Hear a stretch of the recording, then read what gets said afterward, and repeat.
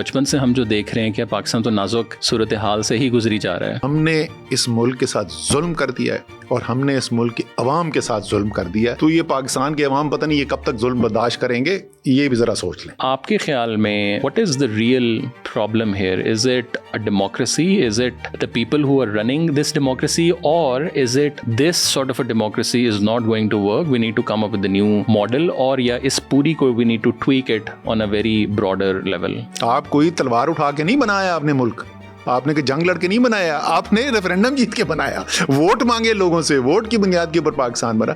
سو پاکستان کامیاب ہو ہی نہیں سکتا جب تک جمہوریت نہ ہو. تو میں نے جو حل ڈھونڈنا ہے وہ تو میں نے پنڈی سے نہیں ڈھونڈنا نا, وہ تو حل میں نے اپنے سیاسی لیڈر سے ڈھونڈنا ہے. نہیں بٹ اس میں لیکن یہ بھی تو ہے نا کہ فورن پالیسی تو آپ کی چل ہی پنڈی سے رہی ہے. پتہ نہیں کس قسم کی باتیں کریں آپ.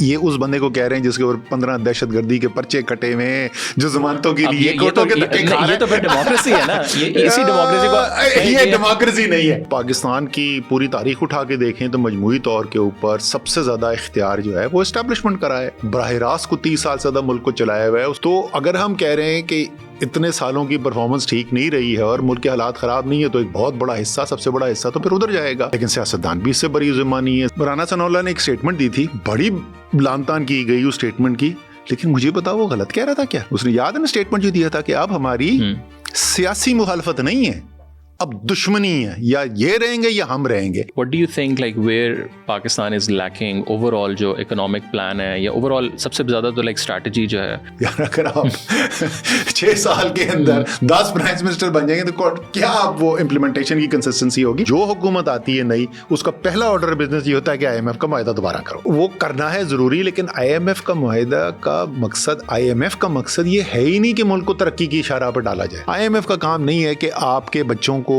تعلیم بہتر ملے تو صحت ان کے لیے اچھی ہو اور صنعتیں اور کارخانے آپ کے چلیں, تو یہ ان کا کام ہے ہی نہیں. ٹھیک ہے نا. سو ذمہ داری جو ہے نا وہ ہماری طرف ہے, ادھر نہیں. جب آپ خود PTI میں تھے 10-15 سال, آپ نے جو وابستگی آپ کی رہی, اس میں آپ کو کیا لگتا ہے کہ جو PTI ایز این آرگنائزیشن اگر ہم اس کو دیکھیں, ایوالو تو ہوئی, بہت زیادہ ہوئی, نئے چہرے, یہ وہ سارا, بٹ وہ کیوں نہیں انسٹیٹیوشنلائز ہو سکے؟ دیکھو میں وہی آپ کو بول رہا ہوں, ایک تو انسٹیٹیوشنلائزیشن. مجھے یہ بتاؤ کہ جس پروسیس سے PTI گزری ہے اپریل 2022 سے لے کے آج تک, تو کیا خاک اس کے اندر انسٹیٹیوشنلائزیشن ہونی ہے. تو یہ لیکن کہنا صحیح ہوگا کہ آپ سورٹ آف سیمی ریٹائرڈ ہو چکے ہیں. میرا کوئی انٹرسٹ, میرا عشق پاکستان ہے. Are you still hopeful?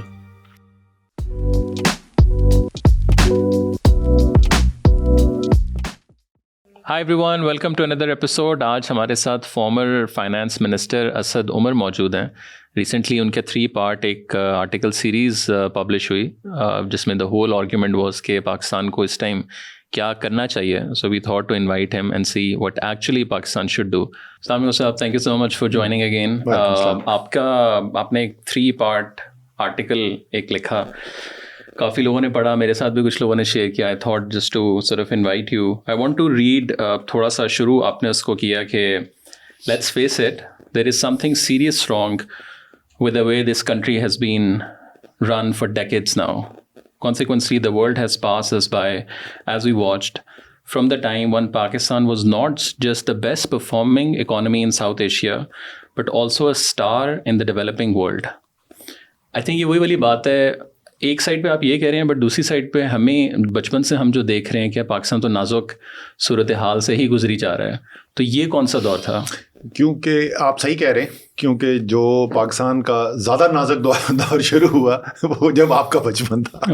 ٹھیک ہے نا, جب میرا بچپن تھا, جب ہم نے اسکول جانا شروع کیا تو پاکستان تو بڑا اسٹار ہوا کرتا. خیر سنجیدہ مسائل پاکستان کے اسی وقت ان کی بنیاد بڑی, جس کا آگے آپ کو نقصان ہوتا رہا. ہم تفصیل میں آگے بات کریں گے, لیکن یہ جو ہم کہتے ہیں نا 70 سال سے ایسے, 70 سال سے ایسے نہیں ہے. اور جیسے میں نے کہا کہ آگے ہم تفصیل سے میں آپ کو بتاؤں گا کہ پاکستان کی معیشت اور عوام کی خوشحالی کس راستے پہ جا رہی تھی, اور وہ اب پچھلے 30-35 سال سے اس کا کیا بنا ہے, اس کے اوپر بات کریں گے. لیکن جو سب سے زیادہ اہم بات ہے نا یار, کہ کوئی بھی تبدیلی, کوئی بھی بہتری شروع نہیں ہو سکتی جس وقت تک آپ اپنی غلطی ماننے کو تیار نہ ہو جائے. اب نہ میں من حیث القوم بات کر رہا ہوں, یہ جو بھی حکومت ہو, آپ اپنی PID کی پریس ریلیزوں سے اور PTV کے خبر ناموں میں جو مرضی خبر چلا دیں. آپ ذرا پاکستان میں جا کے ذرا دیکھیں نا, گلیوں میں جائیں, اب لوگوں سے بات کریں کس مشکل سے ان کی زندگی گزر رہی ہے. اور یہ تو ایبسولوٹ ہے نا کہ جو ان کے ساتھ مشاہد. اور اس کے بعد آپ دنیا دیکھیں کہ یار ملک کہاں سے, وہ بنگلہ دیش جو ہم سے غریب تھا, ہماری آپ کو بتاؤں تعالیٰ 1997 یہ بنگلہ دیش بنے ہوئے 26 سال ہو چکے ہیں. وہ پاکستان کی 50ویں اینیورسری تھی, اس وقت کمپیریزن میں کر رہا تھا. 2 گنا تھی پاکستان کی اس فیکس آمدنی, اب بنگلہ دیش کی فیکس آمدنی پاکستان سے زیادہ ہے. روانڈا سول وار سے تباہ ہوا ہوا ملک, لاکھوں لوگ مر گئے اس سول وار کے اندر, وہ پاکستان سے کہیں زیادہ ترقی کر رہا ہے. افریقہ کے ہمیں بچپن میں کوئی دکھانے تو وہ کہتے ہیں جی اگر خراب کی مثال دینی ہو جی وہ جی افریقہ میں, افریقہ کے بہت سارے ممالک ہم سے آگے نکل گئے. میں تو کہتا ہوں افغانستان کے بعد شاید بچا کوئی نہیں جو ہم سے آگے نہ نکل, وہ بھی شاید نکل جائے, ان کے بھی چائنا کے ساتھ اور وہ سارے جو یہ بالکل بات ٹائم کی ہے. اس لیے سب سے پہلے تو یہ مانے نا کہ ہم نے اس ملک کے ساتھ ظلم کر دیا ہے اور ہم نے اس ملک کی عوام کے ساتھ ظلم کر دیا ہے.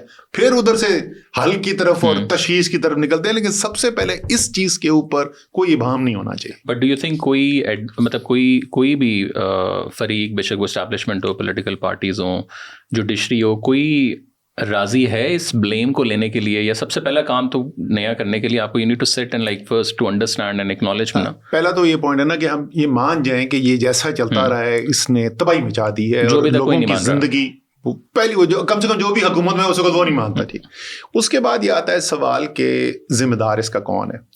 تو بھائی جو صاحب اختیار ہیں, جو ارباب اختیار ہیں, وہی ہوں گے نا اس کے ذمہ دار. اب اس کی طرف اگر آپ دیکھیں تو پاکستان کی پوری تاریخ اٹھا کے دیکھیں تو مجموعی طور کے اوپر سب سے زیادہ اختیار جو ہے وہ اسٹیبلشمنٹ کرا ہے. براہ راست کو 30 سال سے زیادہ ملک کو چلایا ہوا ہے, اس کے بعد علاوہ بھی بے تحاشا اختیار ہے. تو اگر ہم کہہ رہے ہیں کہ اتنے سالوں کی پرفارمنس ٹھیک نہیں رہی ہے اور ملک کے حالات خراب نہیں ہے, تو ایک بہت بڑا حصہ, سب سے بڑا حصہ تو پھر ادھر جائے گا. لیکن سیاستدان بھی اس سے بری ذمہ نہیں ہے, سول جو آپ کی بیوروکریسی ہے وہ بھی بری ذمہ نہیں ہے. بائی دی وے میں ایک نئی سیریز لکھ رہا ہوں آرٹیکل کی, کیونکہ میرے خیال میں پاکستان کی جو تباہی کی بنیاد بنی نا, وہ بنی 7 سال 1951 سے لیاقت علی خان کے مرڈر سے شروع ہو کے 1958 پہلا جو مارشل لا لگتا ہے, مارشل لا تو لگا نا 58 میں, لیکن وہ کیا سیریز آف ایونٹس ہوئے. تو وہ ایک بڑی انٹرسٹنگ سیریز ہے, میں وہ اس کے اوپر بھی کام, ریسرچ میری مکمل ہو چکی ہے, میں لکھ رہا ہوں. تو حالات خراب ہیں یہ بھی ہمیں پتہ ہے, ذمہ داری جاری, جس کے پاس اختیار تھا تو اس کو ذمہ داری قبول کرنی پڑے گی. لیڈرشپ کی ڈیمانڈ یہ ہوتی ہے. بٹ پھر اس کے بعد سوال جو تیسرا سوال آئے گا, اچھا اگر ادھر ہیں تو پھر نکلیں کیسے. بٹ ڈو یو تھنک کہ مطلب ایٹ لیسٹ میرا ذاتی جو ایکسپیرینس ہے کہ جب ہم ملتے ہیں, پالیٹیشین سے ملیں, اسٹیبلشمنٹ سے ملیں, یا جنرلی جو آپ کے پاورفل سرکلس کوئی بھی ہو, بیوروکریسی ہو, ایک آپ کو اگنورینس نظر آتی ہے. مطلب ایک تو کوئی بھی نا بہت کم ہے جو کہے گا کہ نہیں وہ ہر بندہ یار ایسے ہی چل رہا ہوتا ہے نا, مطلب چل رہا ہے, مطلب کیا کوئی ڈیفالٹ ہوا نہیں ہوا نا. بالکل صحیح کہہ رہے ہو, اور میں اس کو پتہ کیا کہتا ہوں, یہ بھرے ہوئے پیٹ کے لوگوں کی بات ہے.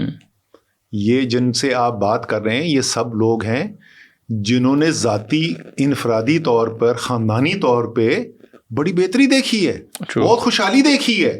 تو یار میں اگر ادھر تھا 30 سال پہلے, میرے والد یہ کرتے تھے اور میں ادھر پہنچ گیا ہوں, یار اچھا ہی ہو رہا ہوگا نا. ذرا جائیں, میں بولوں نا, ذرا نکلے نا, ذرا پاکستان میں جائیں, بلوچستان کے گاؤں کے اندر, پنجاب کے دیہاتوں کے اندر جائیں. اب میں بھی ادھر سے اسکردو, ادھر خپلو, وہاں سے ہو کے آ رہا ہوں, ذرا وہاں پہ جا کے دیکھیں لوگوں کے مسائل کیا ہیں. اور یہ سوشل میڈیا کی دنیا ہے. اس وقت فون پہ بیٹھ کے ایک نوجوان کو, جب وہ پاکستان کے کسی کونے میں ہو, اس کو نظر آ رہا ہے باقی دنیا کے اندر کیا ہو رہا ہے. صرف یہ نہیں کہ اس کے حالات کیا ہیں, اس کو نظر آ رہا ہے باقی دنیا کے اندر کیا ہو رہا ہے. اور آپ کے خیال میں آپ اپنے اسٹیٹمنٹ دیں گے اور آپ بولیں گے نہیں تمہارے حالات بہت اچھے ہیں, اور وہ مان جائے گا کسی صورت میں. وہی اگر ہم جو ارباب اختیار ہیں اگر وہ اس بات کو ماننے کو تیار نہیں ہیں کہ جو ہو رہا ہے اس سے پاکستان کے عوام کا ظلم ہو رہا ہے, تو یہ پاکستان کے عوام پتہ نہیں یہ کب تک ظلم برداشت کریں گے, یہ بھی ذرا سوچ لیں.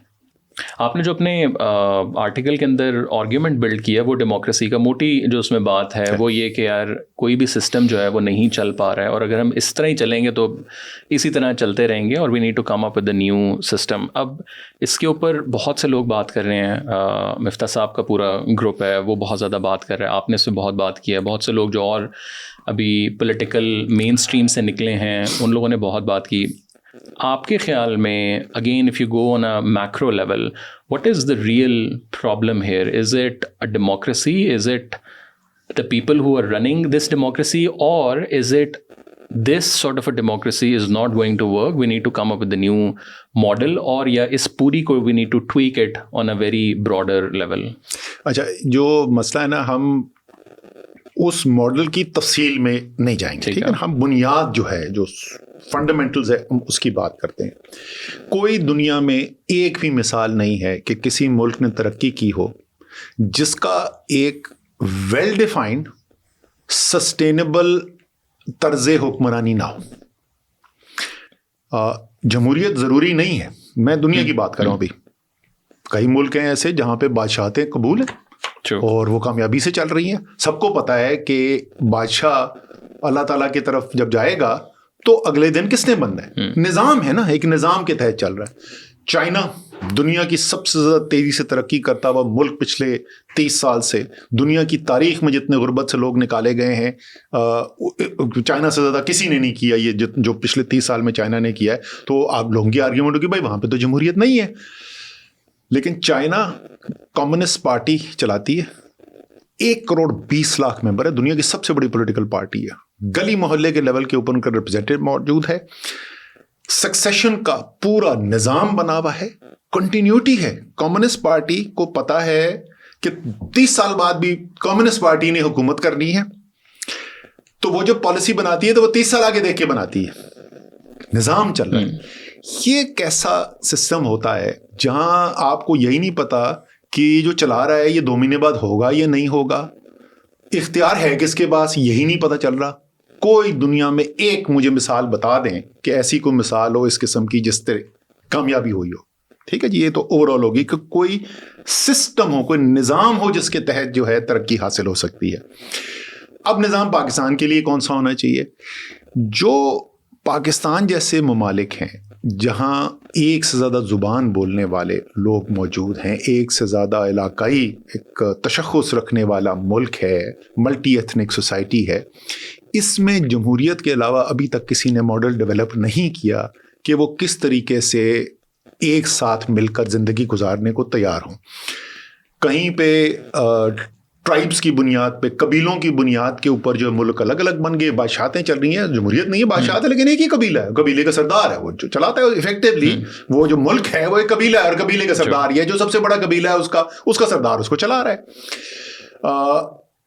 لیکن پاکستان جو ہے اس کو چلانے کا کوئی طریقہ نہیں ہے، کامیابی سے چلانے کا طریقہ. ہر علاقے کے رہنے والے کی سوچ، اس کا ماضی، اس کا تشخص اپنا رکھتا ہے، وہ سب مل کے پاکستان بنتا ہے. یہ نہیں ہے کہ وہ پاکستان سے جدا ہے، وہ سب ملتے ہیں، اس کی آمیزش ہوتی ہے تو پاکستان بنتا ہے. تو پاکستان جیسا ملک اس لیے اچھا دنیا کی تاریخ کا پہلا ملک جو ایک جمہوری عمل سے مارز وجود میں آیا، پہلا ملک دنیا کی تاریخ میں کبھی نہیں ہوا تھا. الیکشن ہوا، ریفرینڈم ہوا، 1946 کا ووٹ پڑے، ایک سیاستدان نے لیڈ کی اس کی سٹرگل. آپ کوئی تلوار اٹھا کے نہیں بنایا آپ نے ملک، آپ نے کہ جنگ لڑ کے نہیں بنایا، آپ نے ریفرینڈم جیت کے بنایا، ووٹ مانگے لوگوں سے، ووٹ کی بنیاد کے اوپر پاکستان بنا. سو پاکستان کامیاب ہو ہی نہیں سکتا جب تک جمہوریت نہ ہو، اور جمہوریت جو ہماری چل رہی ہے وہ ڈیلیور نہیں کر رہی ہے. بٹ اگر سادے لفظوں میں بتائیں واٹ از جمہوریت، مطلب اس کی بہت ڈیفینیشن ہے، ایک تو ذرا بہت فلسافیکل اور وہ ہے. بھائی سادہ بات یہ ہے کہ جمہوری نظام وہ ہوتا ہے جہاں ملک کس نے چلانا ہے اور کیسے چلانا ہے اس کا فیصلہ عوام کرتے ہیں. بٹ اس میں پھر ایک آرگیومنٹ بہت بڑا جو ہے وہ یہ بھی آتا ہے کہ آپ کا جو نظام ہے پورے پاکستان کا، آپ سارا چل رہا ہے، ایک سائڈ پہ چودھری صاحب ہیں، جو چودھری صاحب نے فیصلہ کیا پورے گاؤں نے وہ کرنا ہے، وہ والا سردار ہے، اس نے اس سائڈ پہ وہ آ گیا تو پورا نیچے قبیلہ آ گیا ہے. بریانی کی پلیٹوں کے اوپر آپ کو پتہ ہے ووٹس، اٹس ریالٹی. تو اس طرز کی میں لوگ جو ہیں وہ کس طریقے کے ساتھ جمہوریت، اگر آپ پڑھے لکھے نہیں ہیں، فائنینشلی انڈیپینڈنٹ نہیں ہیں، یہ جو ہے نا یہ اشرافیہ کی ذہن جو ہوتی ہے، جہاں پہ وہ ایک عام عوام کے آدمی کو اپنے سے کم شعور رکھنے والا، اپنے سے کم اخلاقی قوت رکھنے والا سمجھتا ہے، یہ وہ سوچ ہے. اچھا مجھے یہ بتائیں کہ اگر یہ مسئلہ ہے تو بنگلہ دیش، تو میں آپ کو بتا رہا ہوں کہ پاکستان سے آدھی اس کی فی کس آمدنی تھی، وہاں کیوں جمہوریت کامیاب ہو گئی؟ بنگلہ دیش کی معیشت اس وقت 7% سے کیوں ترقی کر رہی ہے سالانہ، پاکستان سے 3% نہیں ٹاپا جا رہا؟ بھارت کیسے کامیاب ہو گیا؟ وہ اس وقت دنیا کی 5ویں سب سے بڑی معیشت بن گیا ہے. وہ کیسے بن گیا بھائی؟ وہاں پہ بھی تو یہ جمہوریت ہو رہی ہے. پہلی بات تو یہ آرگیومنٹ ہی لاگو ہے. لیکن پاکستان کے کانٹیکس میں کچھ علاقے ایسے تھے وہاں پہ بھی ووٹ بینک اڑ گئے. میں آپ کو چلے ان کا نام نہیں لیتا، پنجاب کا ایک علاقہ جہاں پہ ٹریڈیشنلی سیاسی پارٹیاں کا عمل دمل کم رہا ہے، اور جو اس علاقے کی لیڈرشپ ہیں یا وہ پیر صاحبان ہیں یا جو لوگ ہیں، ان کے اثر و رسوخ کی بنیاد پر انہوں نے مجھے 2022 جولائی میں الیکشن ہوئے تھے، وہ 20 پنجاب کے الیکشن، وہ اس کے بعد ان میں سے ایک سیٹ جو جیتی وہ ان کے علاقے کی تھی. وہ انہوں نے خود میرے ساتھ کہا 70 سے ہمارا خاندان جیتتا آ رہا ہے، خدا کی قسم یہ ووٹ جو ہے وہ پارٹی کے نام پہ پڑا ہے، یہ میرے نام پہ نہیں پڑا. سو یہ جو ہے نا، یہ آرگومنٹ بالکل میننگ لیس آرگومنٹس ہیں. یہ اشرافیہ کیونکہ طاقت اپنے ہاتھ میں رکھنا چاہتی نا، تو اشرافیہ کہتی ہے یار یہ تو پڑھا لکھا کام ہے، تو اس لیے میں کیونکہ زیادہ پڑھا لکھا ہوں نا، تو اس لیے میں بڑے اچھے فیصلے کروں گا. بالکل ٹھیک بات ہے، وہ بہت اچھے فیصلے کرتے اپنے لیے، اپنے خاندان کے لیے، اپنے دوست یاروں کے لیے.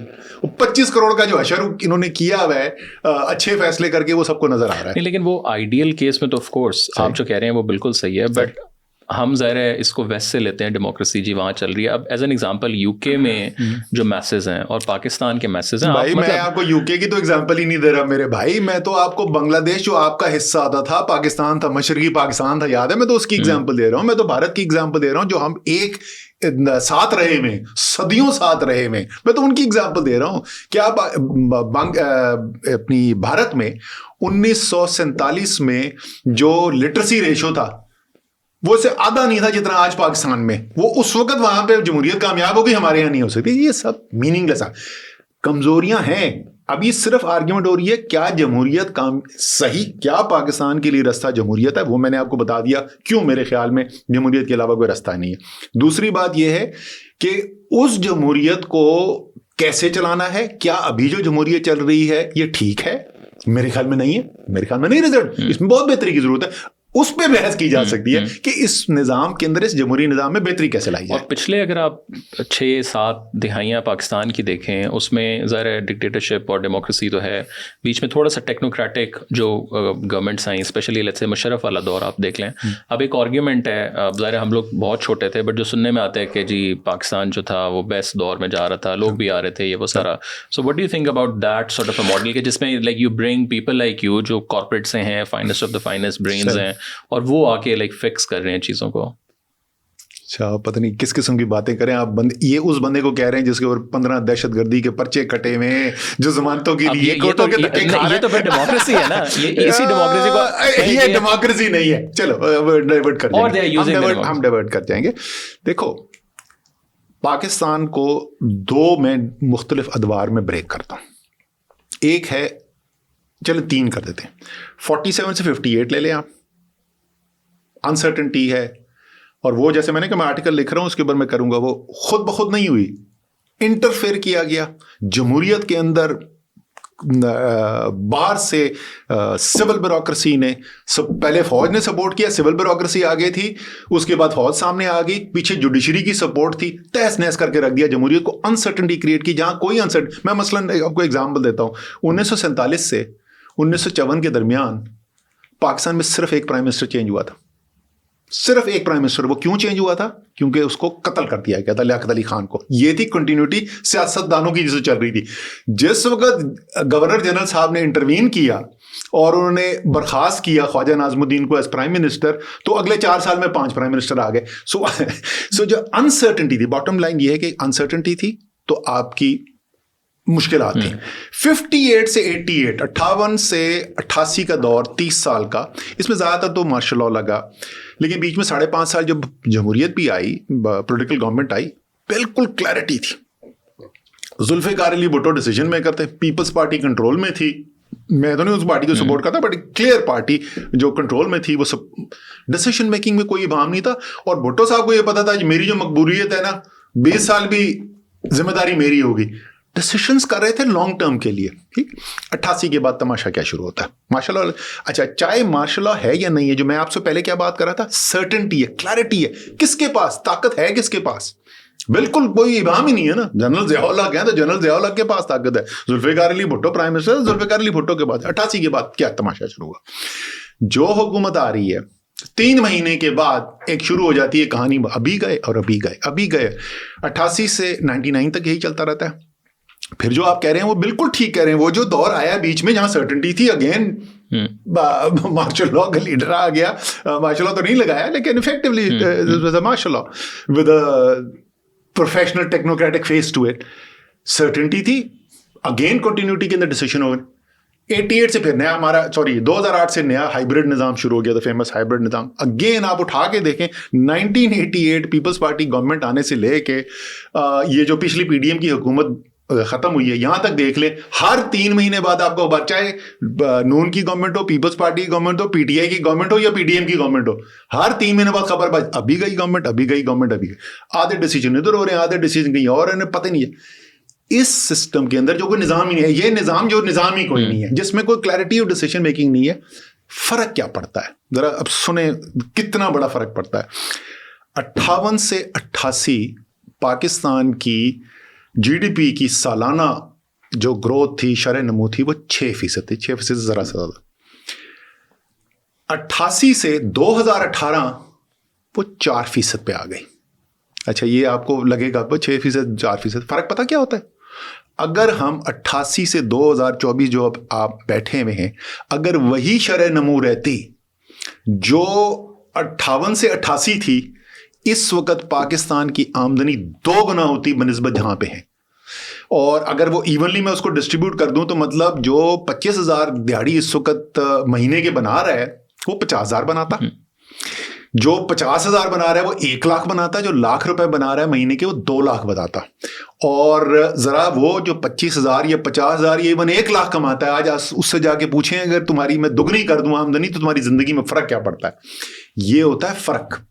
ये तबाही लाई गई, जो सिस्टम हमारा चेंज किया गया, जो अभी तक चल रहा है माजरत के साथ। हम जब तक किसी एक ऐसे निज़ाम की तरफ नहीं जाएंगे जहां कंटिन्यूटी है, सक्सेशन क्लियरली डिफाइंड है कि उसका तरीक़ेकार क्या होगा, और क्लैरिटी नहीं है कि क्या बोलते हैं, यूनिटी ऑफ कमांड नहीं है, तो उस वक्त तक आपके ख्याल में अगर आप मईशत को या पूरे मुल्क को तरक्की करवा लेंगे, मेरी ज़ाती राय के अंदर ये नहीं मुमकिन। और पिछली 2 दिहाइयों में ये जो कॉन्टीन्यूटी नहीं आई है, इसमें ऑब्वियसली बहुत जगहों पे तो डिलिबरेट भी एक एफर्ट है कि यार नहीं हमने करने देती, बट इस पूरी चीज़ में आपको एक एक्सटर्नल फोर्सेस का किरदार कितना नज़र आता है? अच्छा। या इज़ इट कि ये बस इंडिजिनस ही मसला आ रहा है? इंडिजिनस सिर्फ नहीं है, लेकिन देखें, मैंने आपको पहले कहा कि जो अरबाब इख्तियार रहे हैं उनको जिम्मेदारी लेनी है, और मेरे ख्याल में सबसे ज़्यादा जो इख्तियार रहा है इस्टेब्लिशमेंट का है, तो सबसे ज़्यादा जिम्मेदारी भी उन्हीं की बनती है।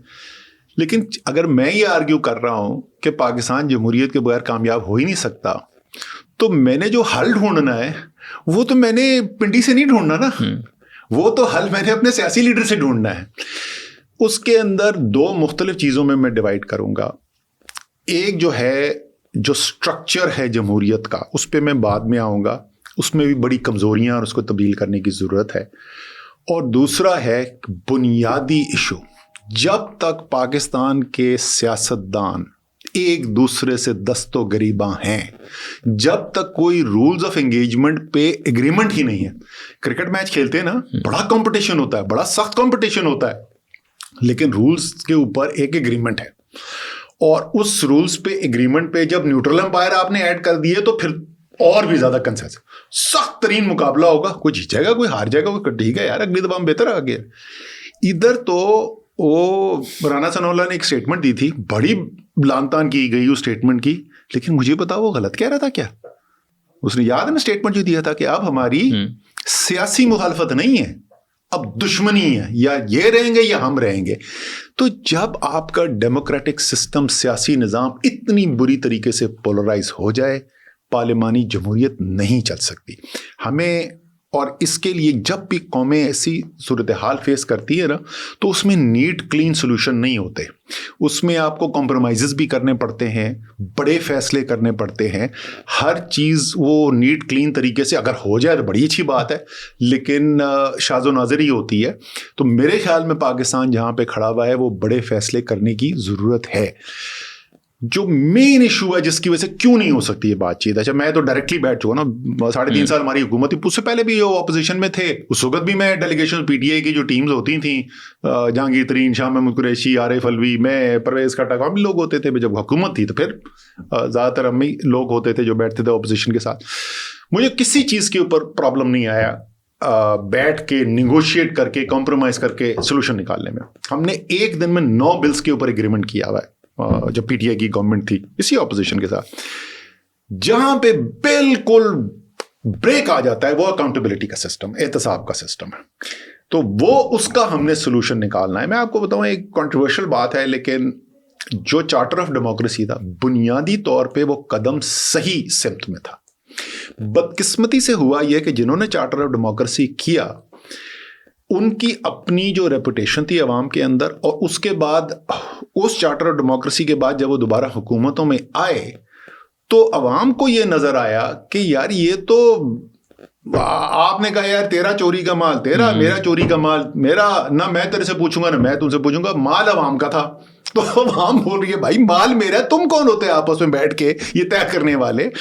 तो वो जाहिर है अब उसकी वजह से मुश्किलात है, लेकिन मेरी जाती राय यह है कि इसके बगैर हल ही कोई नहीं, कोई ना कोई तरीका निकालना पड़ेगा। एक नया पॉलिटिकल कॉन्ट्रैक्ट पॉलिटिकल प्लेयर्स के दरमियान, क्या रूल्स ऑफ एंगेजमेंट क्या होंगे और किस तरीके से हमारे आगे मुकाबला किया जाएगा। नहीं रहेंगे, आप डिवाइडेड रहेंगे, कभी एक इस्तेमाल होता है, कभी दूसरा इस्तेमाल होता है, कभी तीसरा इस्तेमाल होता है, तो यही फिर मामला ऐसे चलता रहेगा। आपको लेकिन ये भी लगता है कि अभी नफरतें इतनी ज़्यादा शायद हैं कि उन्होंने हमें जेलों में फेंका था, उसने हमें ये किया था, अब हम इसको बताएंगे, और या गंडापुर साहब के भी आप स्टेटमेंट्स देख लें, वो बहुत एग्रेसिव किस्म की स्टेटमेंट्स थी। तो अच्छा वो शुरुआत कहाँ से फिर अली मीन बहुत तगड़ा बंदा है। तो यार जब तक बैटल हो रही है तो जंगी करेगा ना, तो अभी तो बैटल में है ना, तो शुरू कौन करेगा? वही उत्तर दे। अभी तो बैटल में तुमने अली अमीन के नाम लेकर उस बेचारे को अटैक कर दिया, तो इसलिए मैं उसको डिफेंड कर रहा हूं कि भाई अभी तो जंग चल रही है ना, जब जंग चल रही है तो वो लड़ेगा ना, और क्या करेगा। जंग रुकेगी कैसे? देखो ये है नेल्सन मंडेला मोमेंट। ओके, ये तो कुछ नहीं है जो हमारी आपस जेलों में फेंकवाया ना एक दूसरे को, यही किया ना। तो ये तो कुछ भी नहीं है। जो सफेद फार्म लोगों ने, गोरों ने जो कालों के साथ किया था, स्याह फार्म आबादी के साथ किया था साउथ अफ्रीका में, हजारों नहीं दसियों हजारों लोगों का कत्ल, और जिस तरीके से उनको रखा गया, तब एक इंसान नहीं उनको माना जाता था, उसके बावजूद एक लीडर इमर्ज किया। उसने कहा यार ये इनके बगैर सारी नॉलेज इनके पास, जिस तरह मैं कह रहा हूं ना कि जब तक जमहूरी सिस्टम के अंदर सारे पॉलिटिकल प्लेयर्स का रूल ऑफ एंगेजमेंट के ऊपर एग्रीमेंट नहीं होगा तो जमहूरी निज़ाम नहीं चल सकता, और मैं कह रहा हूं जमहूरी निज़ाम के बगैर पाकिस्तान नहीं चल सकता। तो फिर मुझे कॉम्प्रोमाइज करने पड़ेंगे, मुझे उसके साथ टेबल पर बैठना पड़ेगा जिससे साथ में बैठना नहीं चाहता, लेकिन मुझे बैठना पड़ेगा। अब जो चैलेंज है लीडरशिप का ये है कि आपने बैठ के वहां से कॉम्प्रोमाइज लेके निकलना है, लेकिन ऐसा कॉम्प्रोमाइज ना हो कि जिसको अवाम देखें तो बोले यार इन्होंने अपने अपने मफाद की तो प्रोटेक्शन कर दी। ये ऐसा नहीं चलेगा, ऐसा नहीं चलेगा। और मैं आपको बताऊं ये अकाउंटेबिलिटी का मुझे अभी तक याद है, यहाँ करीब ही है स्पीकर हाउस, यहाँ पे हम बैठे हुए थे, अकाउंटेबिलिटी का रिवाइज्ड बिल आ रहा था।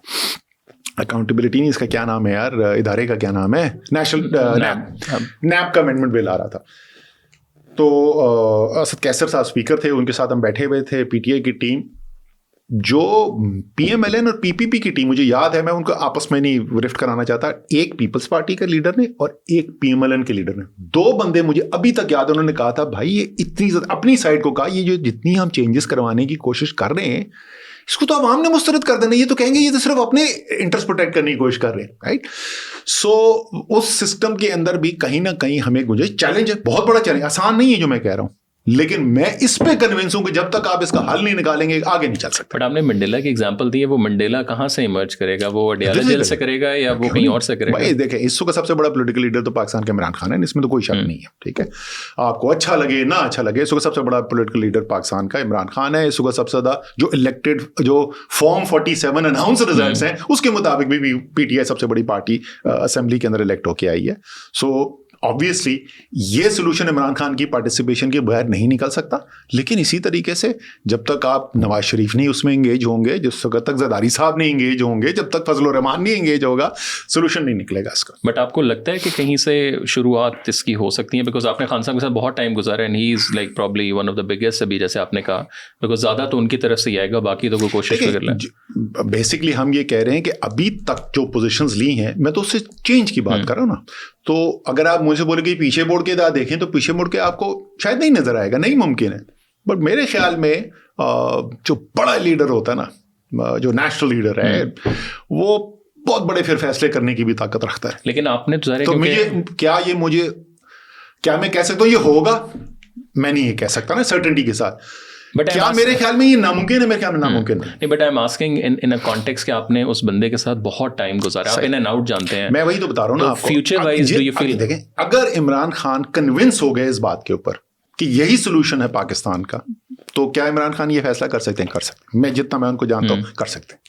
اور آپ کو قریب ہوتے ہوئے نظر آتا ہے یا نہیں؟ ایز آف رائٹ ناؤ تو کچھ ہو ہی نہیں نا. تو جیسے میں نے کہا ابھی تو جنگ چل رہی ہے بھائی, ابھی تو جنگ چل رہی ہے نا, تو ابھی تو ظاہر ہے ہر پلیئر جو ہے اس جنگ کا فریق جو ہے اس کے سارے ایکشنز اس تناظر میں آپ نے دیکھنے کہ جنگ ہو رہی ہے, تو جنگ کے اندر جو ہوتا ہے وہ ہو رہا ہے. لیکن ابھی آپ کو نہیں نظر آئے گا کہ کوئی نیگوشیٹنگ ٹیبل, لیکن تمام جنگیں, یہ بھی ہم نے خان صاحب نے بولتے تھے نا, جو طالبان سے جو بات ہوتی تھی تو وہ بولتے تھے بہت برے انہوں نے کیا, بہت کچھ ہے, لیکن یار ہر جنگ کا نتیجہ تو آخر میں ٹیبل سے نکلتا ہے نا. اگر ہر جنگ کا جہاں ایک دوسرے کو مارا جا رہا ہوتا ہے, اگر اس کا الٹیمیٹ نتیجہ جو ہے وہ ٹیبل پہ آ کے ڈائلاگ سے نکلتا ہے, تو اس کا بھی نتیجہ جو ہے وہ ڈائلاگ سے نکلے گا. اور اس پوری چیز کے اندر جو ایک بہت بڑا اور فریق اسٹیبلشمنٹ ظاہر ہے, اب یہ سارے بھی اگر بیٹھ جائیں تو ظاہر ہے وہاں سے بھی آپ کو آنا ہے. بٹ وہی والی بات ہے, آپ ان سے بات کریں کہ جی یہ وہ لوگ کیپیبل نہیں ہے, انہوں نے یہاں پہنچایا تو ہمیں زبردستی آنا پڑتا ہے, وہ ایک پرانا نیریٹو ظاہر ہے جو چلتا آ رہا ہے. میں وہی بول رہا ہوں نا کہ دیکھیں ایک دفعہ the political house is in order, تو پھر ادھر بھی ڈسکشن کی جا سکتی ہے. اینڈ کیا اگین کہ کیا جو اسٹیبلشمنٹ کی پالیسی لانگ ٹرم میں رہی ہے, کیا وہی رہے تو یہ نظام ٹھیک ہو سکتا ہے؟ نہیں.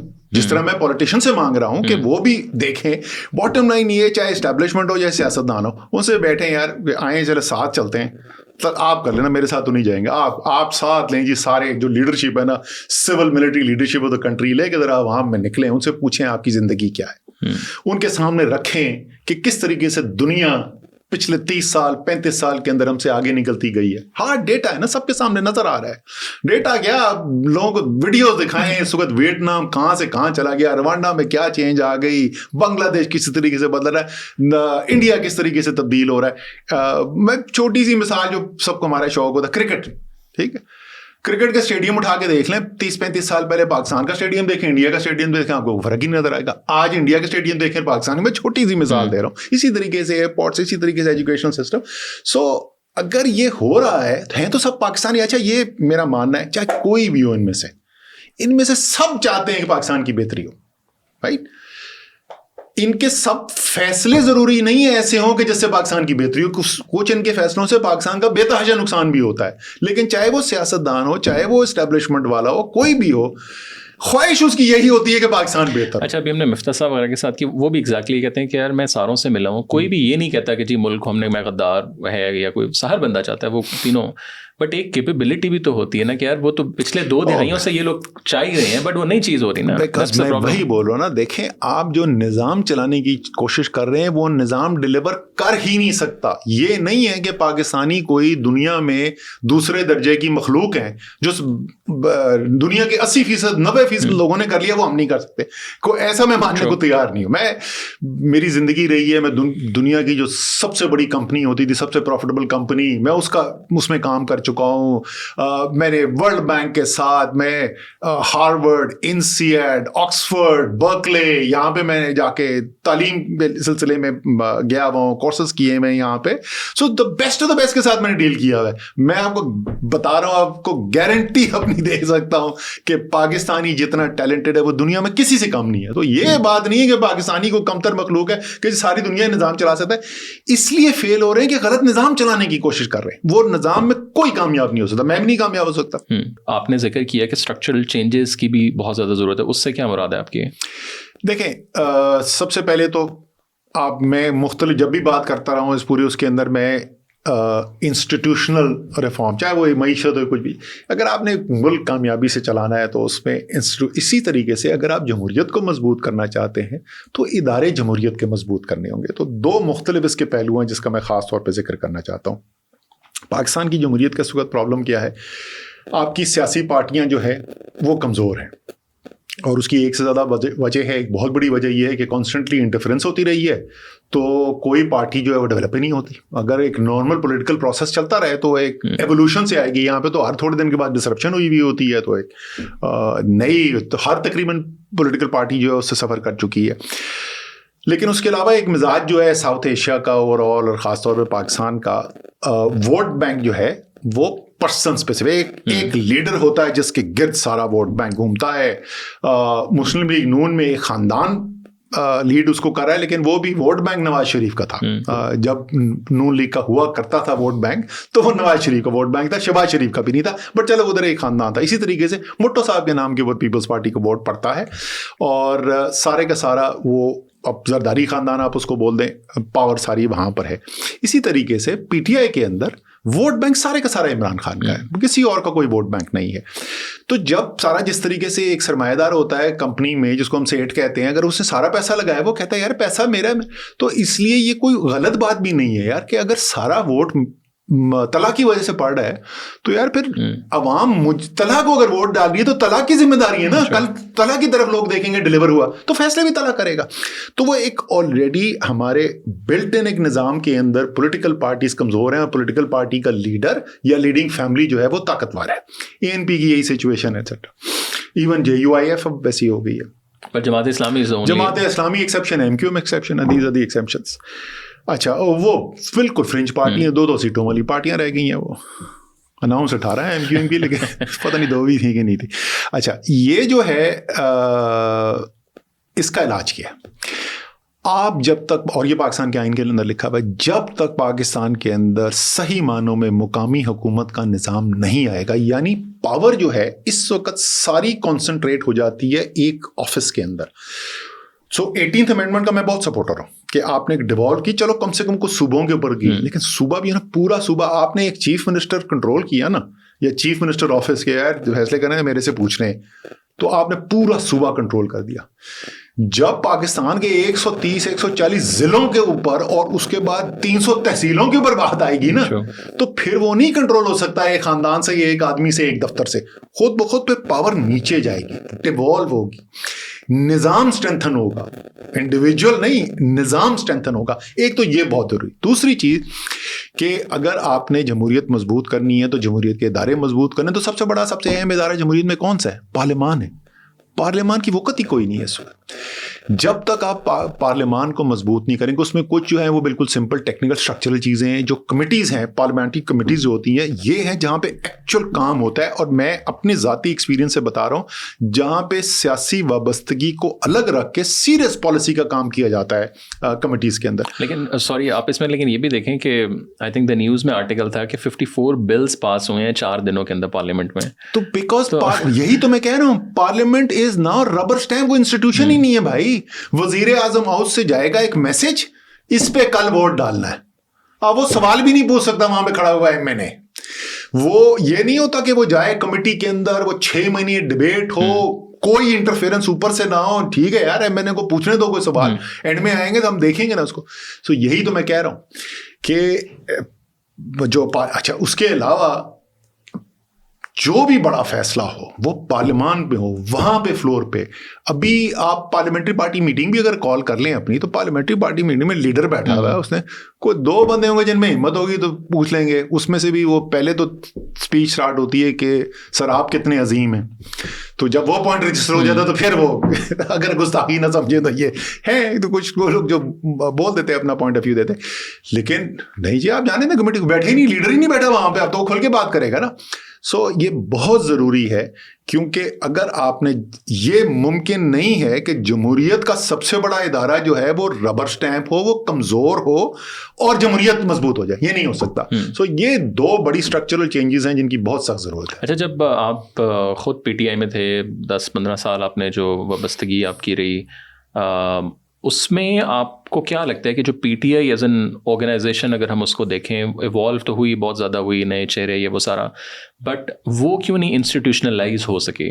دیکھو میں وہی آپ کو بول رہا ہوں, ایک تو انسٹیٹیوشنلائزیشن. مجھے یہ بتاؤ کہ جس پروسیس سے پی ٹی آئی گزری ہے اپریل 2022 سے لے کے آج تک, تو کیا خاک اس کے اندر انسٹیٹیوشنلائزیشن ہونی ہے. ہم تو پرانی بات کر رہے ہیں. نہیں, میں ابھی تو بتا رہا ہوں نا, جو بگ چینجز وہ آہستہ آہستہ کنسولیڈیٹ ہونی شروع ہوتی ہیں پروسیس. تو ایک تو وہ ہے. دوسرا, جیسے میں نے کہا کہ ایون ہو بھی جائے انسٹیٹیوشن, میں تو کہہ رہا ہوں, میں تو سپورٹ کر رہا ہوں اس کو یار.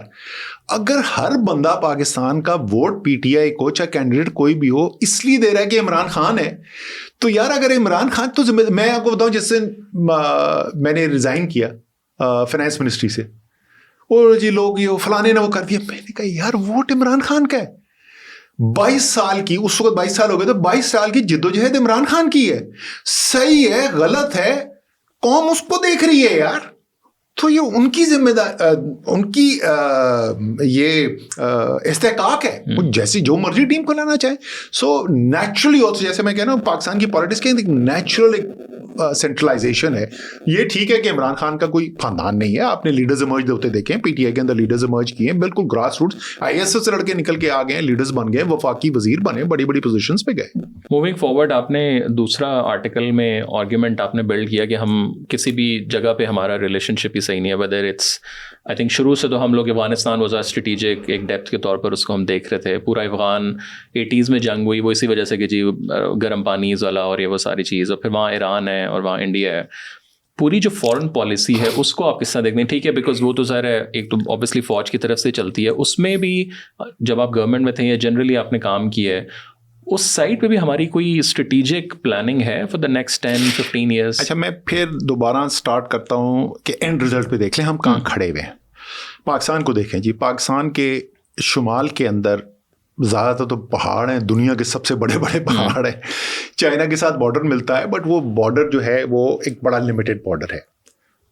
چائنا کے ساتھ ہماری بڑی زبردست ریلیشن شپ رہی ہے, اور دہائیوں سے بہت زبردست اسٹریٹجک ریلیشن شپ رہی ہے, لیکن ان کے ساتھ جو ہمارا بارڈر ہے وہ ٹریڈ پرپزز کے لیے نہ ہونے کے برابر ہے. مشرق میں ہمارے انڈیا ہے, جنگیں لڑ چکے ہیں ہم, آج بھی ایسی بات چیت بند ہے.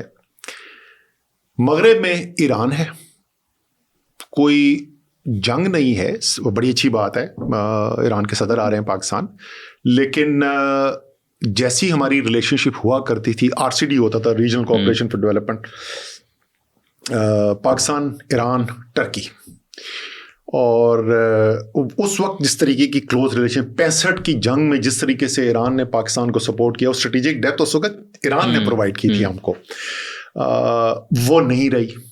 اچھا, اس میں تھوڑا انٹرنیشنل فیکٹر بھی آبویسلی شامل ہے کہ ایران کا سینکشنز لگے ہوئے امریکہ کے. افغانستان کے ساتھ ہماری ریلیشن شپ چاہے کوئی بھی رجیم ہو تو ہماری ایٹ بیسٹ سرد موری کی ریلیشن شپ ہوتی ہے. آج کل پھر آپ دیکھ رہے ہیں اسٹیٹمنٹس دونوں سائڈ سے آنی شروع ہو گئی ہیں. جنوب میں ہمارے سمندر ہے. دنیا میں آپ پچھلے 50 سال دیکھیں جو ترقی ہوئی ہے, جو خطے کے اندر تجارت ہوتی ہے وہ ایک بہت بڑا ڈرائیور ہے اس معاشی ترقی کا. 2 سب سے زیادہ جو علاقے زیادہ جنہوں نے ترقی کی وہ یورپ ہے اور وہ مشرقی ایشیا ہے. دونوں کے اندر ایک طرف آسیان اور وہ چائنا کے ساتھ جو ریلیشن شپ ہے, اور ادھر EU کے ذریعے ٹریڈنگ بلاکس بنے اور وہ آپس میں ٹریڈ ہوئی, اور اس سے پوری دنیا میں جس خطے میں سب سے کم آپس میں تجارت ہے وہ جنوبی ایشیا, جہاں پہ ہم بیٹھے ہوئے. تو آپ نے اپنے آپ کو ٹریپ کر لیا ہے. अच्छा, ये सिर्फ इकोनॉमिक है. अब इंडिया की अगर मैं पहले बात करूं, दुनिया की सबसे बड़ी आबादी, अब वो चाइना से बड़े हो गए, दुनिया की सबसे बड़ी आबादी जिसके साथ आपका बॉर्डर मिलता है, जिसके साथ आपकी हिस्टोरिकल लिंकेजेस हैं, जिसके साथ आपकी जुबान सकाफत की बहुत सारी चीजें मिलती हैं, वो मार्केट आपके पास अवेलेबल नहीं है. ये इतना बड़ा एडवांटेज हो सकता है जो आपको अवेलेबल नहीं है. अब लोग बोलेंगे इंडिया क्यों करेगी? इसलिए कि पाकिस्तान के साथ जो इंडिया ने रिलेशनशिप लिया, मैं ये क्लियर हो जाएगा, मैं सिर्फ ये नहीं कह रहा कि पाकिस्तान की गलती है, उसमें इंडिया की भारत की बहुत बड़ी उसके अंदर गलती शामिल है. वो भी ब्लॉक हो गए, उनका एक्सेस पूरा वेस्ट एशिया, सेंट्रल एशिया, उसके थ्रू यूरोप, वो सारा का सारा पाकिस्तान के थ्रू जाता है, वो ब्लॉक हो गए. सो उनके पास भी इंसेंटिव नजर आता है. इसके अलावा ये तो सिर्फ तिजारत है, ये जो पोलराइजेशन है ना दोनों मुल्कों की, उसकी वजह से एक्सट्रीम फोर्सेस दोनों मुल्कों में मर्ज किए. मेरे ख्याल में इंडिया में ज्यादा मर्ज किए हैं. वो पाकिस्तान पे बहुत इल्जाम लगाते हैं, यहां पे भी हुआ है, लेकिन इंडिया में उससे भी ज्यादा हुआ है. वहां पे सेंट्रल गवर्नमेंट जो है वो एक एक्सट्रीमिस्ट नैरेटिव के बयानिए की जो है वो पार्टी ले चुकी है. मेरे ख्याल में जो हम गलती करते हैं, इंडिया में एक बहुत बड़ी आबादी का हिस्सा ऐसा है जो एक्चुअली चाहता है कि रिलेशनशिप जो है वो बेहतर हो, और ये जो एक्सट्रीमिज्म का माहौल है उससे उसको नुकसान, सियासी तौर पर नुकसान हो रहा है, उनको मार पड़ रही है, बिकॉज बीजेपी तो उस नैरेटिव को फीड करती है. तो अगर हमारी बेहतर रिलेशनशिप होती तो ये इंडिया हो गया. इसी तरीके से वेस्ट की हमने बात की कि सारा हमारा भी तो स्ट्रेटेजिक है. सो हमें अपनी ये एक्सेप्ट करना पड़ेगा कि जो भी हमारी फॉरेन पॉलिसी के बारे में, जैसे मैंने कहा इसमें मैं बहुत डिटेल में नहीं आना चाहती, हमें एक्नॉलेज करना पड़ेगा कि हमें तब्दीली की ज़रूरत है. जहाँ पे हम इस वक्त खड़े में हैं अपने खत्ते के अंदर रिलेशनशिप, इसी तरीके से चाइना के साथ बहुत ज़बरदस्त स्ट्रेटेजिक रिलेशनशिप है. जब इकोनॉमी की बात करेंगे तो मैं बात करूँगा कि जो माशी फ़ायदा पाकिस्तान को हो सकता है चाइना के साथ रिलेशनशिप, वो नहीं ले सके, और उसकी क्या वजह है उस पर बाद में बात करेंगे.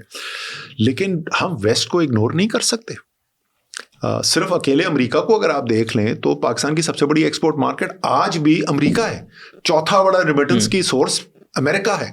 टेक्नोलॉजी, दुनिया की सबसे एडवांस टेक्नोलॉजी अमेरिका से आती है. हमारा बहुत बड़ा डायस्पोरा वहां पे पढ़ा लिखा उधर बैठा हुआ है. सो अमेरिका के साथ एक अच्छी रिलेशनशिप होना, यूरोप के साथ, ईयू को हम बिल्कुल निगलेक्ट करते हैं. ईयू बहुत बड़ी, ईयू की इकोनॉमी और अमेरिका की इकोनॉमी में कोई खास फर्क नहीं है, ऑलमोस्ट कलेक्टिवली वो तकरीबन बराबर इकोनॉमीज है. बहुत बड़े ममालिक हम बिल्कुल उनको इग्नोर करते हैं. और उसका जो एक हमें असर नजर आ रहा है माशी तौर पे, वेस्टर्न कंपनीज जो हैं उन्होंने पाकिस्तान को राइट ऑफ कर दिया. अब तो यहाँ से जाने लग गई हैं, भाई जो जाने लग नहीं गई हैं, जा चुकी हैं ज्यादा. तकरीबन सारी फार्मा इंडस्ट्री, ग्लोबल जायंट्स जो थे वो तकरीबन सब पाकिस्तान से जा चुके हैं.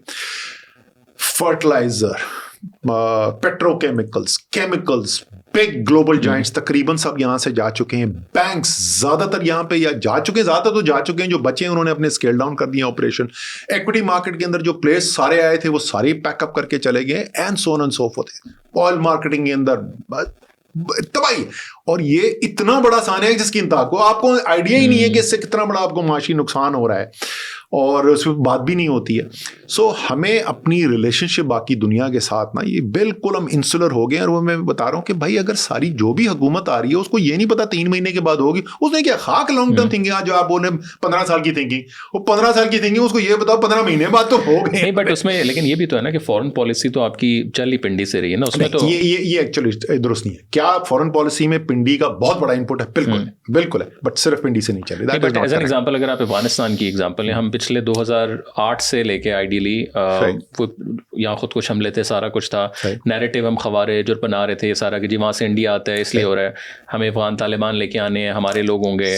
बट क्या हुआ है, वो बिल्कुल आपके ऊपर पड़ गई है वो चीज़. देखें आप, let's take PTI government, Afghanistan की जो पॉलिसी, जो डिसीजन मेकिंग हो रही थी, इमरान खान का विजन आप देख रहे थे वहाँ पे, वो ठीक था गलत था, इट वाज इमरान खान का विजन प्रिवेल कर रहा था. अगर मैं गलत कर, ये किसका विजन था कि हमारी जो तालिबान है उनके साथ हमें काम करना चाहिए, we have to find a way to work. जो एक्सोडस हुआ और तालिबान, बहुत बड़ा चैलेंज आया था पाकिस्तान के ऊपर. मेरे ख्याल में बड़े अच्छे तरीके से वेस्ट का एक्सोडस भी हैंडल किया गया, वो रिलेशनशिप भी ज्यादातर उन्होंने शुक्रिया हमें किए, वहां से हमने बंदे इवैक्यूएट कराने के लिए, और तालिबान के साथ भी एक आपको रप्रोचमा या एक बेहतरी नजर आई रिलेशनशिप में जो उससे पहले हुकूमत होती. सो वो अगर लीडरशिप लेने को आप तैयार हैं, अगर आप स्ट्रांग व्यू लेते हैं, اس کا مطلب یہ نہیں کہ آپ بالکل انڈیپینڈنٹ ہیں, میں یہ نہیں کہہ رہا. بہت بڑا ان پٹ ہے پنڈی کا اس کے اندر, پارا کا بہت بڑا رول ہے, جی ایچ کیو کا رول ہے, لیکن کیا بس وہ صرف وہ کرتے ہیں, اور ایسا نہیں ہے. اور ایک جو بہت زیادہ رشیا گئے نا, ملیشیا کا جو ٹرپ تھا, لیکن دیکھیں وہ بھی تو ٹیکنیکلی گلے پڑ گئے نا, وہ گئے تو جنرل باجوہ اور وہ سارے پہلے آن بورڈ تھے. جنرل باجوہ نے پبلکلی آگے کہا کہ جی ہم تو کیسے وہ جو کچھ بھی کہا, میں یہ کہہ رہا ہوں جب تک عمران خان وزیر اعظم تھے تو عمران خان اپنے ویژن کے مطابق فورن پالیسی کے فیصلے کر رہے تھے نا. Do you think that was one of the reason آپس میں اسٹیبلشمنٹ کے ساتھ ڈائگریس کر جائیں گے ویسے quickly, like do you think that was one of the reasons? میرے خیال میں وہ ایک عنصر ہو سکتا ہے, بٹ میرے خیال میں وہ ایک ریلیٹیولی لیس امپورٹنٹ ریزن. اور رشیا والا جو بالکل جتنی ڈیلیبریٹ اور کنسنسس بلڈنگ کے ساتھ رشیا ٹرپ کا ڈیسیژن ہوا تھا, میں نے تو 3.5 سال میں اپنا کوئی دیکھا ہی کوئی نہیں. سارے جو پرانے جو امبیسڈر جو رشیا میں سرو کر چکے تھے, جو فارن سیکرٹریز رہ چکے تھے, ان کے ساتھ کنسلٹیشن ہو رہی ہے, آرمی لیڈرشپ کے ساتھ کنسلٹیشن ہو رہی ہے, بڑے ڈیلیبریٹ اینڈ کنسنسس تھا, ایک ڈسینڈنگ وائس بھی نہیں تھی. اور یہ جو بلاکس کی ہم لوگ بات کرتے ہیں کہ ایک زمانے میں ہم لوگ زیادہ تھوڑا سا رشیا کی سائڈ پہ بھی ہوئے ہیں, بٹ پھر ظاہر امریکہ ایوب والا دور یہ وہ سارا. اب آپ کیا دیکھتے ہیں کہ strategically do you think Pakistan only should pick one side یا لائک آپ نے ہر سائڈ پہ کھیلنا؟ کیمپ پالیٹکس میں جا کے ہم نے بہت بڑی تباہی کرائی ہے اپنی, ہمیں بالکل بھی اس طرف نہیں جانا چاہیے. ابھی ہم لوگ کہاں کھڑے ہیں؟ اور میں آپ کو بتاؤں, ہم اس وقت وداؤٹ ٹیکنگ سائڈس ہم نے کائنڈ آف اپنے آپ کو آئسولیٹ کرایا تھا. ہم نے یا تو سائڈ لے لیتے نا تو اس کا فائدہ بھی کلیئر ہو. سو میرے خیال جیسے میں نے پہلے کہا نا, ہمیں بہت کلیئرٹی کے ساتھ, اور بہت, میں دوبارہ ریپیٹ کروں گا, ہم یورپ کو اگنور کرتے ہیں ایٹ آر اون کاسٹ. وہ ایک بہت بڑی اپرچونٹی ہے اسٹریٹجک ریلیشن شپ. اور سعودیز کے ساتھ آپ کو کیا لگتا ہے کہ ڈو یو تھنک کہ ہم ان کو بھی صحیح یوٹیلائز کر پائیں گے, یا بس وہ بھی ایک پرانی بس وہ میاں صاحب کی زیادہ دوستی ٹائپ اس کی وجہ سے چل رہا ہے؟ یہ اسٹیٹ ٹو اسٹیٹ ریلیشن شپ ہے. سعودی عربیہ ہے, یو اے ای ہے, چائنا ہے, یہ ساری اسٹیٹ ٹو اسٹیٹ ریلیشن شپ ہے. یہ کوئی انفرادی ریلیشن شپ نہیں ہے. تھوڑا فرق پڑتا ہے لائک جب آپ اوپر جاتے ہیں, ظاہر زرداری صاحب تھوڑا سا وہ اہل تشیع Iran, do you feel like Imran Khan تو اہل تشیع نہیں تھے, ایران نے ویلکم کیا, وہ وہاں پہ گئے. میں اس میٹنگ میں بیٹھا ہوا تھا, سعودی بادشاہ کو عمران خان نے جب کہا, وہ بڑے خوبصورت طریقے سے خان نے کہا, انہوں نے کہا کہ جی دیکھیں سعودی عربیہ ہر پاکستانی کے دل کے قریب ہے. اس لیے ظاہر ہے کیونکہ ہمارا خانہ کعبہ وہاں پہ, مسجد نبوی وہاں پر, تو ظاہر ہے ہر پاکستانی کے دل کے قریب ہے سعودی عربیہ. تو کوئی پاکستانی نہیں چاہتا کہ کبھی بھی سعودی عربیہ کو کوئی نقصان پہنچے. اور پھر پرائم منسٹر نے کہا کہ یور ہائنس ایک دفعہ تنازع شروع ہو جائے نا, وہ کس ڈائریکشن میں جائے گا وہ کوئی بھی کنٹرول نہیں کر سکتا. سو بہتر یہ ہوتا ہے کہ تنازع کھڑا ہی نہ ہونے دیا جائے. تو جو آپ کی اور ایران کی ریلیشن شپ ہے, اس میں اگر ہم کوئی کردار ادا کر سکتے ہیں تو ہم حاضر ہیں. ٹھیک ہے. تو انہوں نے سعودی عربیہ کے ساتھ بھی انگیج کیا, انہوں نے وہاں پہ بھی کیا. بٹ میں نے جیسے کہا, یہ انڈیویجول سنا ہے, کسی نے بول دیا کہ سعودی عربیہ نے کرایا, بالکل غلط بات. یہ state to state relationships ہیں. جو بھی حکومت میں ہوگا, یہ ممالک جن کے میں نے نام لیے وہ سب ان کے ساتھ ڈیل کریں گے. جو آپ کا لاسٹ آرٹیکل ہے اس میں آئی تھنک آپ نے تھوڑا اکانومی کو ٹچ کیا ہے. ظاہر ہے بڑا کلوزلی آپ نے بھی کام کیا. ابھی بھی ہم لوگ دیکھ رہے ہیں اسحاق ڈار صاحب آئے, فارن منسٹر بن گئے ہیں. ابھی ایک اور صاحب آئے, ذرا اگین کارپوریٹ سے ان کو لایا گیا ہے. پوری اگر آپ آئی ایم ایف یا اس سے بھی زیادہ یہ کہ on a macro level what do you think like where Pakistan is lacking overall جو اکنامک پلان ہے, یا اوور آل سب سے زیادہ تو لائک اسٹریٹجی جو ہے ادھر کہاں ایشو ہے؟ اچھا, جیسے پہلے ہم بات کر رہے تھے نا کہ جو بنیادی جو پرابلم ہے وہ معیشت کا, وہ سیاست کے اندر آپ کو نظر آئے گا, کیونکہ نظام میں کوئی کنٹینیوٹی نہیں ہے اور جو بھی حکومت آ رہی ہے وہ سروائیول کے اوپر ہے. سو واحد فوکس جو ہے وہ آپ کا سروائیول ہو جاتا ہے, اور سروائیول کے اوپر آپ نے آئی ایم ایف پروگرام کی امپلیمنٹیشن کرانی ہے. اب آئی ایم ایف پروگرام وہ ناگزیر ہے, کچھ اور اسی نہیں, آپ نے وہ کرنا ہے, اور جو بھی آئے گا اس کو کرنا ہے. جو بھی آئے گا اس کو کرنا ہے. روبایتی بھائی یہ بھی بولا جاتا ہے کہ دیکھو سیاستدان جو ہیں کتنے نکمے ہیں, اور یہ تو 11 سال مارشل لا لگا تھا 1977 سے 88. جب وہ مارشل لا 11 سال کے بعد ختم ہوا, جس میں کوئی کوشچن نہیں تھا کہ کنٹرول میں کون ہے, تو بے نظیر بھٹو کو حکومت دی گئی. اور اس حکومت دینے میں ایک شرط یہ تھی کہ یہ آئی ایم ایف کا ایگریمنٹ جو نیگوشیٹڈ ہے, ठीक है, ये आपने साइन करना है। तो उनके गले पड़ गया। 2 दिसंबर 1988 को उन्होंने ओथ लिया वजीर आजम का, और उससे कुल 26 दिन के बाद 28 दिसंबर को 2 डिफरेंट मुआहिदे IMF के साथ किए गए, और उसके बाद से जो हुकूमत आती है नई, उसका पहला ऑर्डर बिजनेस ये होता है कि IMF का मुआहिदा दोबारा करो। तो वो करना है ज़रूरी, लेकिन IMF का मुआहिदा का मकसद, IMF का मकसद ये है ही नहीं कि मुल्क को तरक्की की इशारा पर डाला जाए। उसका मकसद सिर्फ है कि आप अब कर्ज की दलदल में डूब गए हैं, आपसे फौरी अदायगी नहीं हो पा रही है, आपके बैंकरप्सी, आपका डिफॉल्ट बचाने के लिए, क्योंकि आप जब डिफॉल्ट करते हैं तो पूरे ग्लोबल आलमी निज़ाम को जो है वो शेक करते हैं, तो इसलिए एक इदारा बनाया गया कि यार दुनिया में जो भी मुल्क इस सिचुएशन के अंदर आए तो उस आलमी निज़ाम को प्रोटेक्ट करने के लिए उसको डिफॉल्ट से बचाया जाए। ये है कुल मकसद IMF प्रोग्राम का। IMF का काम नहीं है कि आपके बच्चों को तालीम बेहतर मिले तो सेहत उनके लिए अच्छी हो और सनतें और कारखाने आपके चलें, तो ये उनका काम है ही नहीं, ठीक है ना। सो जिम्मेदारी जो है ना वो हमारी तरफ है, उधर नहीं। तो अगर आप सिर्फ IMF प्रोग्राम इंप्लीमेंट करेंगे, मुझसे एक एंकर ने पूछा, उसने कहा जी तो काम तो सिर्फ है ही IMF प्रोग्राम। वो नहीं भाई, वो सिर्फ मैक्रो इकोनॉमिक स्टेबलाइजेशन, अगर मैं टेक्निकल टर्म यूज करूं, लेकिन मैक्रो इकोनॉमिक स्टेबलाइजेशन सिर्फ आप ऐसे चल रहे हैं, एक फ्लैट जमीन है उसमें खड्डा आ गया, ये आप मिट्टी भर रहे हैं ताकि आप चल सकें सीधे। अभी आप सीधे ही चल रहे हैं, आप जहां कहीं नहीं रहे, अभी ऊपर नहीं चढ़े, सीढ़ियां नहीं चढ़े। सीढ़ियां चढ़ने के लिए आपको एक अलग करना है। वो जो ग्रोथ स्ट्रैटेजी है वो एग्जिस्ट ही नहीं करती है फॉर दहाइयों से। मैं जैसे 3 दहाइयों से हमारा जो तमाशा चल रहा है उसके अंदर उस पर काम होता ही नहीं है। तो मैं जब मुझे प्लानिंग मिनिस्ट्री वापस आया, पहले मैं रिलक्टेंट था, मैं वापस ही नहीं आ रहा था काबीना में, 2-3 दफ़ा PM ने बात की, फिर उन्होंने कहा यार प्लानिंग में आओ। तो जब उन्होंने बुलाया प्लानिंग में आने का, उन्होंने कहा यार असद मुझे ये लोग सब कहते हैं कि 60s के अंदर जो हमारी सारी ग्रोथ वाला थी, तो उसकी जो इकोनॉमिक पॉलिसी डेवलपमेंट थी लॉन्ग टर्म ग्रोथ की, वो सारी प्लानिंग कमीशन में बनती थी। ये फैक्ट है, और रूल्स ऑफ बिजनेस भी उठा के देखें तो वो प्लानिंग की जिम्मेदारी है। तो हमने उसके ऊपर काम किया। चीफ इकोनॉमिस्ट हमारे डॉक्टर ज़ुबैर थे, उनकी लीडरशिप के अंदर मैं ज़ाती तौर पे उसमें बहुत इन्वॉल्व हुआ, बहुत काम किया। हमारे सीनियर लीडरशिप थी, एक यंग बच्चा था सिहान, ज़बरदस्त। सबसे ज़्यादा मुझे मज़ा उसके साथ काम करने में आता था क्योंकि वो मुझसे आर्ग्यू करता था, तो बाकी लोग बोलते थे मिनिस्टर साहब और करो, इनकरेज करता था। इनफैक्ट जब मैंने छोड़ दिया तो उसके बाद उसका मुझे मैसेज आया था कि सबसे ज़्यादा मुझे मज़ा ये है कि आप इनकरेज करते थे कि आर्ग्यू करो, डिसएग्री करो, नहीं गलत कह रहे हैं आप। सो एनीवे वो सारे उसके वजह से कि बड़ा मजा आया डेवलप करके। फरवरी 2022 में हमने अल्हम्दुलिल्लाह उसका अप्रूवल प्राइम मिनिस्टर से करा लिया, और 8 मार्च को वोट ऑफ नो कॉन्फिडेंस आ गया, इंशाल्लाह जी वो फारिग हो गया।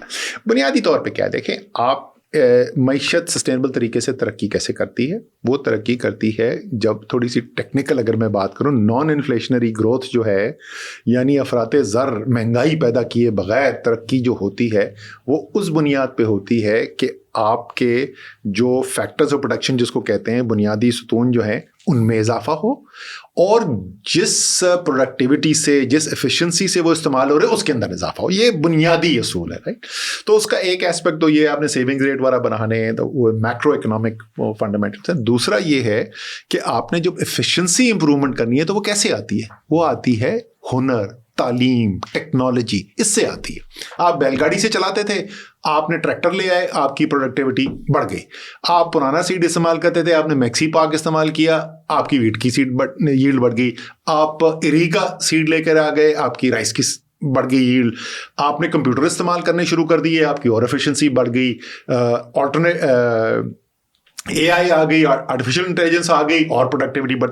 सो टेक्नोलॉजी, नो हाउ, और जिसको इस तरह में कहा जाता है वैल्यू एडेड कर्व, यानी जो आप बुनियादी चीज़ें इस्तेमाल कर रहे हैं, अगर वो मैं बनियान बना रहा हूँ तो बनियान बनाने के लिए जो मैं इनपुट सारी इस्तेमाल करता हूँ, और जो मुझे बनियान बेचने का फ़र्क होता है, लेट्स से कि वो 5% का होता है। तो जो आईफोन बनाने के लिए मैं जो चीज़ें इस्तेमाल करता हूँ और जिस कीमत पे मैं बेचता हूँ, तो उसमें शायद 500% का फ़र्क होता है, राइट। सो जितना जितना आप वैल्यू एडेड कर्व में ऊपर जाते जाएंगे, उतनी उतनी आपका मुल्क अमीर होता जाएगा, आपके लोग अमीर होते जाएंगे। ये जो ट्रांजिशन है ये नेचुरल ऑर्गेनिक नहीं है, इसके अंदर एक स्टेट का रोल है। खुद नहीं करना शुरू कर देना, कराना प्राइवेट सेक्टर की जरूरत है, लेकिन रियासत का एक रोल है। किस इंडस्ट्री को करना है, उसकी मैं बहुत टेक्निकल डिटेल में नहीं जाना चाहता, बट इफेक्टिवली ये तरीका है मुल्क को जब तक आप नहीं लेके जाएंगे, जब आप नहीं करेंगे तो होता क्या है, ज्यादातर ईस्ट एशियन मार्केट जो है ये जो अभी रिसेंटली कंट्रीज डेवलप की, किस बेसिस बुनियाद क्या बनी, क्यों वियतनाम इतना ग्रो किया, बांग्लादेश क्यों इतना ग्रो कर रहा है, चाइना इतना ज्यादा क्यों ग्रो किया था, उससे पहले ये साउथ कोरिया, थाईलैंड, मलेशिया, ये सारी एक्सपोर्ट लेड ग्रोथ हुई है, बिकॉज आलमी मंडी जो है वो खरबों डॉलर की है और आपकी अपनी मईशत पाकिस्तान की $300 बिलियन की है, राइट। तो वो जो इतना बड़ा समंदर है, इस तालाब से नहीं आप बड़े होंगे, उस समंदर में खेलने से आप बड़े होंगे। उस समंदर के लिए आपको वो चीजें प्रोड्यूस करनी है जो वो समंदर मांगता है, जो दुनिया की आलमी मंडी मांगती है। अभी वियतनाम में सैमसंग का आप देख लें, आई थिंक ठीक है ना, वो इंडिया के आईफोन ने शिफ्ट करना शुरू कर दिया है, वो इंडिया जा रहे हैं, ठीक। अगर आप बनाते ही बुनियाने और जुराबे हैं तो दुनिया आपसे क्या खरीदेगी यार। जो मैंने आपसे पहले कहा था ना, मैं चाइना की बात करूंगा, चाइना क्यों नहीं, आप चाइना का कसूर है यार, आप पैदा ही नहीं करते वो चीजें जो चाइना की मार्केट मांगती है। चाइना की टॉप 10 इंपोर्ट्स हमने निकाली, कौन सी कैटेगरी है, जो नॉन OECD कंट्री, OECD मतलब है ये वो मुल्क है जो अमीर तरीन मुल्क होते हैं ना, organisation economic cooperation development, America, बर्तानिया, Germany, शर्मनी, चलो यार वो तो बहुत ही एडवांस चीजें करते हैं, उनको हमने निकाल दिया। कि जो बाकी हमारे तरह के मिलते जुलते जो मालिक हैं, मिडिल इनकम कंट्रीज हैं, हायर लोअर इनकम कंट्रीज हैं, उनसे जो चीजें आती हैं उसमें से टॉप 10 इंपोर्ट जो है उसमें से पाकिस्तान क्या एक्सपोर्ट करता है? एक भी चीज नहीं, एक भी चीज नहीं। वो क्या करे चाइना? तो चाइना जब जाते हैं, जब रजाक दाऊद साहब हमारे साथ गए तो रजाक दाऊद मांग क्या रहे थे उनसे, यार मेरी चीनी ले लो, मेरा चावल ले लो, और देने को था कुछ नहीं।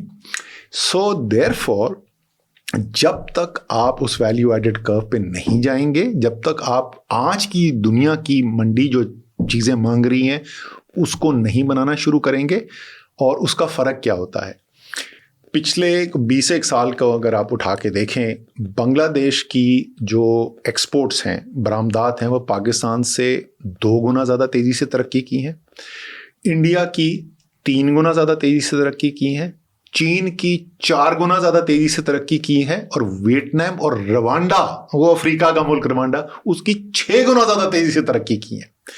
तो आप सोचें कि पाकिस्तान की 2 गुना या 3 गुना ज़्यादा तेज़ी से एक्सपोर्ट की ग्रोथ हुई भी होती, अब तो तकरीबन स्टैग्नेंट ग्रोथ है, ना होने के बराबर ग्रोथ है, तो आपको ये जो करंट अकाउंट डेफिसिट और ये जो सारी IMF, ये तो किस्सा खत्म हो चुका होता है ना आपका। सो उस वैल्यू एडेड का, इससे ज़्यादा मैं टेक्निकल डिटेल, बड़ी टेक्निकल, बड़ी इंटरेस्टिंग है, तुम्हारा अगर इंटरेस्ट है तो मैं उसे शेयर भी कर सकता हूँ।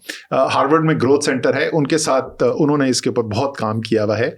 सो बेसिकली आपने कॉम्प्लेक्सिटी फैक्टर जो है अपनी इकोनॉमी का इंक्रीज करना है, और ये एक पूरी स्ट्रैटेजी बननी है। और ये स्ट्रैटेजी, अच्छा अब जब मैं ये बात करूं तो ये बाय डेफिनेशन ये 3 महीने में हो सकता है? नहीं हो सकता। 3 साल में हो सकता है? नहीं हो सकता। आपको 10 साल, 15 साल, 20 साल की प्लानिंग करनी है, फिर जाके आप इसमें कामयाबी से सफर करेंगे। लेकिन इसमें आप तो गवर्नमेंट में रहे हैं, अब अगेन एज अ लेमैन, मतलब एक थॉट आपको आती है कि यार ये वाले जो इस तरह के मसाइल हैं, ये तो ज़ाहिर है कोई भी गवर्नमेंट आए तो ये तो मुल्क लेवल के ऊपर ये काम है। तो अगर कोई इस तरह का एक साइट पे कोई इदारा, let's say ministry of IT के अंदर ही एक चीज़ आती है, कुछ और आता है जो यार ये इस इदारे का 10 साल का काम है, ये वाली चीज़ पे जो मर्जी आता रहे। जैसे आपने कहा ना, मैं तो हुकूमती निज़ाम के अंदर देखे, ताकत का सरचश्मा तो अवाम है, लेकिन मंबा जो है वो हमारे निज़ाम के अंदर वज़ीर आज़म का दफ्तर है। जिस किस्म की बुनियादी हम शिफ्ट की बात कर रहे हैं, ये वज़ीर आज़म के ड्राइव किए बगैर हो ही नहीं सकती। इनफैक्ट हमारी जो प्रेजेंटेशन थी, वो प्रेजेंटेशन ही यही थी कि whole of the state approach लेंगे तो फिर जाके इसके, बल्कि whole of the nation approach लेनी है, क्योंकि प्राइवेट सेक्टर ने एग्जीक्यूट करना है। प्रोविंसेस का इसके अंदर बहुत बड़ा रोल है इसके अंदर। तो ये तो हो ही नहीं सकती कोई इंडिविजुअल मिनिस्ट्री बैठ के कर ले। लेकिन वो प्राइम मिनिस्टर को ये फिक्र खत्म हो कि मैं 90 दिन के बाद होऊंगा या नहीं होऊंगा, तो फिर ये काम करेगा ना। अभी ये जो जैसे SIFC का एक बना, उसका रोल आप किस तरह देखते हैं? मतलब वो ठीक है, एक ऑपरेशनल रोल है ना। SIFC का ऑपरेशनल रोल है। बेसिकली SIFC का रोल ये है कि जो इम्प्लीमेंटेशन ऑफ स्ट्रेटजी के अंदर रोड ब्लॉक्स आ रहे हैं, तो एक हम प्लेटफॉर्म क्रिएट कर दें और वो प्लेटफॉर्म जो है उन रोड ब्लॉक्स को रिमूव कर दें। ठीक है ना। अब वो आप कह सकते हैं कि भाई इसी के लिए तो ECNEC है, इसी के लिए तो ECC है, इसी के लिए CCI है। वो फिर वही सियासतदानों में आ जाएगी कि यार आपस में अगर बैठ के निज़ाम चलाएंगे तो फिर आपको ये पैच वर्क जो है ऊपर से लगाने नहीं पड़ेंगे। NCOC बनाना पड़ गया था, कोविड आया था, NCOC वसूलन नहीं होना चाहिए था ना, एग्जिस्टिंग इंस्टीट्यूशन होने चाहिए थे। وہ اسد عمر چیئرمین NCOC وہ فوجیوں کے ساتھ بیٹھ کے وہاں پہ بیٹھے تھے امپلیمنٹیشن کے لیے, کیونکہ امپلیمنٹیشن اتنی ویک ہے, کیونکہ ریلیشن شپس جو ہے انسٹیٹیوشن اسٹرینتھن نہیں ہوئے ہوئے, تو اس لیے آپ کو پیچ ورک کرنا پڑتا ہے. تو اصولاً تو ان پیچ ورکس کی ضرورت ہونی نہیں چاہیے. اور ابھی آپ لیکن SIFC کا یہ رول ہی نہیں ہے کہ وہ جا کے لانگ ٹرم ڈیولپمنٹ اسٹریٹجی آپ کو بنا کے دے گی. اور اس میں بھی آپ یہ بھی دیکھیں کہ ہم لوگ کہہ رہے ہیں جی باہر سے انویسٹرز لانے, ابھی تو یہاں سے ٹویٹا اور پتہ نہیں کتنی کمپنی جا رہی ہیں, ان سے بلائیں نا, ان سے میٹنگ کریں, ان سے پوچھیں کہ کیوں چلے گئے ہیں. اور پھر وہ دیٹس اے سیکنڈ اسٹیپ کہ آپ نے باہر سے لوگوں کو کیسے لے کے آنا ہے. بٹ اگر آپ ابھی دیکھیں لائک اگین شارٹ ٹرم چیز نہیں ہے, but for the next sort of 5 to 7 years اگر what would be your sort of suggestion to the IT ministry یا generally like overall کہ short term economy کو ذرا وہ جو ہے نا زخم پہ تھوڑا سا مرہم لگانے کے لیے کم از کم وہ تو اسٹیبل ہو. نہیں دیکھو وہ تو ہے نا, وہ جو شارٹ ٹرم مرہم کی بات کرے تو IMF پروگرام ہے نا, وہ تو آپ کا پروگرام آ گیا, آپ نے 3 سال کے اندر یہ کرنا ہے, آپ نے کی میکرو اکنامک انڈیکیٹرز لے کے جانے ایٹسٹرا ایٹسٹرا, اور اس کا ریزنیبلی ویل اسٹرکچرڈ ایک فائنانس منسٹری اس کو ہب ہوتی ہے. اچھا فائنانس منسٹری کی طاقت بھی پاکستان میں اس لیے زیادہ بڑھ گئی کیونکہ آپ کانسٹنٹلی IMF پروگرام میں ہے, ورنہ فائنانس منسٹری جیسا ٹریجری فنکشن رائٹ, وہ اس کا کام تھوڑی ہے. آپ ادھر انڈسٹری اور فلانا ولانا سب سروینٹ ہو گئے ہیں فائنانس کے, یہ بہت بڑا نقصان ہے ملک کا جو ہو رہا ہے اس کے نتیجے میں, اور وہ اس اسٹرکچر کی وجہ سے. سو وہ تو اسٹیبلائزیشن جس کی آپ مرہم کی بات کریں, مرہم کا تو پروگرام آپ کے پاس اویلیبل ہے, وہ بھی آپ کنسسٹنٹلی نہیں کرتے کیونکہ پلیز بدلتے رہتے ہیں آپ کے. سو آپ کے اگر کانسٹنٹلی پلیز ہی بدلتے رہیں گے, آپ صرف فائنانس منسٹرز گن لیں, 2017 اسحاق ڈار, 2018 مفتاح اسماعیل, 2019 اسد عمر, 2018 اسد عمر, 2019 حفیظ شیخ, 2021 شوکت ترین, 2022 مفتاح اسماعیل, پھر 2022 کا اینڈ اسحاق ڈار, پھر اس کے بعد اپنی میڈم شمشاد اختر, اور اب اورنگزیب. یار اگر آپ 6 سال کے اندر 10 پرائم منسٹر بن جائیں گے تو کیا آپ وہ امپلیمنٹیشن کی کنسسٹنسی ہوگی. لیکن جیسے میں کہہ رہا ہوں کہ یہ ایک الگ چیز ہے, اور لانگ ٹرم اسٹریٹجک گروتھ کے لیے اس میں جو رول, جو پیوٹل رول اس میں ہم نے آئیڈینٹیفائی کیے ہوئے, ministry of science and technology کا پیوٹل رول ہے, انفارمیشن ٹیکنالوجی منسٹری کا پیوٹل رول ہے, اس کے اندر منسٹری آف انڈسٹریز کا, منسٹری آف کامرس کا, یہ ہے پیوٹل رول. فائنانس کا تو ایکچولی اس میں پیوٹل رول ہے ہی کوئی نہیں. ان کا رول ہے لانگ ٹرم گروتھ کے لیے, planning obviously as the overall umbrella, and پھر پروونسز کا بہت بڑا رول ہے. اور اگر آپ اس طرح آئیڈینٹیفائی کریں کہ کون سے 2-3 سیکٹرز آپ کو لگتا ہے کہ شارٹ ٹرم میں سے ناٹ لائک 1-2 سال but let's say 5 to 10 years میں, بیکاز ہم لوگ فوراً ہی AI میں چلے جاتے ہیں. یہ تو میں آپ کو جواب فوراً دے دیتا ہوں. دیکھیں یہ میں عمران خان جب وزیر اعظم تھے ان کو میں نے کئی دفعہ یہ بات کی کہ اس وقت آپ کی آبادی کا سب سے بڑا حصہ زراعت میں ہے منسلک, اس لیے آپ زراعت کو اگنور نہیں کر سکتے. آپ کے انڈسٹری کا سب سے بڑا سیکٹر, سب سے بڑا امپلائر جو ہے وہ ٹیکسٹائل ہے, آپ ٹیکسٹائل کو اگنور نہیں کر سکتے. کنسٹرکشن اربن امپلائمنٹ کا سب سے بڑا ذریعہ ہے, آپ کنسٹرکشن کو اگنور نہیں کر سکتے. لیکن اگر آپ نے اس ملک کے اندر معاشی انقلاب لے کے آنا ہے تو وہ صرف ایک جگہ ہے جہاں سے آئے گا, اور وہ ٹیکنالوجی سیکٹر ہے. اور یہ بہت بڑی اپرچونٹی ہے پاکستان کی کہ آپ لیپ فراگ کر سکتے ہیں, یعنی جو بیچ کا ٹائم آپ نے ضائع کیا وہ ٹاپ کے بجائے کہ آپ اس رستے سے ہو کے آئیں, وہ انڈسٹری اور وہی پرانا وہ فارمولا کر کے آپ سیدھے ہی انفارمیشن ایج میں آ سکتے ہیں. تو یہ ایک لحاظ سے بہت بڑی اپرچونٹی بھی ہے. دوسری چیز یہ ہے کہ اس میں سے بہت ساری چیزیں ایسے جو کیپٹل انٹینسو نہیں ہے, کیونکہ ہمارے پاس سرمایہ کی کمی ہے, سرمایہ بہت زیادہ ریکوائرڈ نہیں ہے. ایک فرٹیلائزر فیکٹری بڑی لگانے کے لیے $1.5 ارب چاہیے, لیکن ایک فرم جہاں سے AI کا کام ہو رہا ہے, سپورٹ سروسز جنریٹ کی جا رہی ہیں AI بیس, وہ ایک چھوٹی سی کمپنی. میں کل میٹنگ کر رہا تھا یہاں پہ, میں کچھ ٹیکنالوجی اسکل ڈیولپمنٹ کے اوپر کام کر رہا ہوں آج کل اسلام آباد میں, تو وہ چھوٹی چھوٹی کمپنی بیٹھی تھی 100 150 200 امپلائیز کی, اور اس کو یورپ کو ایکسپورٹ کر رہا ہے, کو امریکہ ایکسپورٹ کر رہا ہے, گلوبل مارکیٹس کے اندر جا رہے ہیں. سو سب سے بڑی اپرچونٹی یہ ہے, اور سب سے زیادہ فوکس, سب سے زیادہ ریسورسز جو ہیں وہاں جانے چاہیے. تو یہ لیکن کہنا صحیح ہوگا کہ آپ سورٹ آف سیمی ریٹائرڈ ہو چکے ہیں سارے. ہاں یہ بالکل ٹھیک ہوگا. سو ابھی واپس اگر لیٹس سے PTI آتی ہے دوبارہ سے پاور میں, یا جنرلی ایک تھوڑا سا, تو would you be interested in going back? میں پالیٹکس میں نے ڈیسیژن لے لیا. پالیٹکس میں آیا تھا, وہ آپ کو پتا ہے میں کس طریقے سے پالیٹکس ہے. خان صاحب نے بار بار آخر میں بات یہ ہوئی تھی, ٹھیک ہے یار آپ اس وقت اپوزیشن میں نا تو کوئی آتا نہیں ہے. جس دن آپ نے وزیر اعظم بن جانا نا, سب نے آ جانا, اور وہ ہوا, پھر سب آ گئے نا جس دن وزیر اعظم بن گئے. لیکن سال کی بات ہے, سال کے انہوں نے کہا میری پہلی دفعہ میں پی ٹی اے جوائن کرنے کے بعد پہلی دفعہ میرے وائف سے عمران خان مل رہے ہیں. تو وہ اب دور سے چل کے آ رہے ہیں. ابھی میری بیوی نے کچھ بھی نہیں کہا ہے, انہوں نے پہلی دور سے دیکھ کے انہوں نے کہا مجھے پتا ہے آپ نے بہت بڑی قربانی دی ہے. تو میری بیوی کہتی ہے 1 سال کے لیے. میں ایسے چھت کی طرف دیکھا, انہوں نے کہا ٹھیک 1 سال کے لیے. تو میں 11.5 سال دیے. سو نہیں, میں پالیٹکس کرنے کا میرا کوئی ارادہ نہیں ہے, لیکن جو میرا کوئی انٹرسٹ, میرا عشق پاکستان ہے یار, میرا عشق پاکستان ہے. سو جتنی بھی باقی زندگی بچی ہے کرتے رہیں گے, جو کچھ نہ کسی سے جو بھی آئیڈیا آتا رہے گا یار ایسے پاکستان کی ہیلپ ہو سکتی ہے. Are you still hopeful? Always. بہت سادہ سی بات ہے کہ یہ بڑی سادہ سی بات ہے. میں ہمیشہ ہر ایک کو بولتا ہوں, اگر میری امید ختم ہو گئی نا تو اس کا مطلب خدا نہ خواستہ میرا اللہ پہ سے ایمان اٹھ گیا.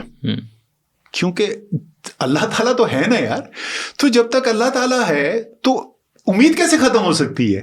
جو آپ کو اور مجھے ناممکن نظر آتا ہے وہ تو اللہ میاں کے لیے کوئی چیز ہی کچھ نہیں ہے نا. اچھا, میرا یہ بھی ماننا ہے کہ پاکستان جو ہے نا یہ کوئی نارمل ملک نہیں ہے, یہ اللہ تعالیٰ کی دین ہے. اور اس کی میں دلیل یہ دیتا ہوں کہ 365 دن میں کسی دن بھی بن سکتا تھا پاکستان. تو یہ 27 رمضان المبارک کو کیوں بنا؟ یہ اللہ تعالیٰ کی دین ہے, یہ میرا ماننا ہے ملک کا. تو اللہ تعالیٰ آپ کو مشکل سے بھی گزارے گا, آپ کو بندے کا پتر بنائے گا, جو آپ کی حرکتیں جب تک آپ ٹھیک نہیں کریں گے ٹریننگ سے گزارے گا. لیکن ان شاء اللہ تعالیٰ اچھے دن آئیں گے. انشاءاللہ. تھینک یو سو مچ صاحب. Thank you.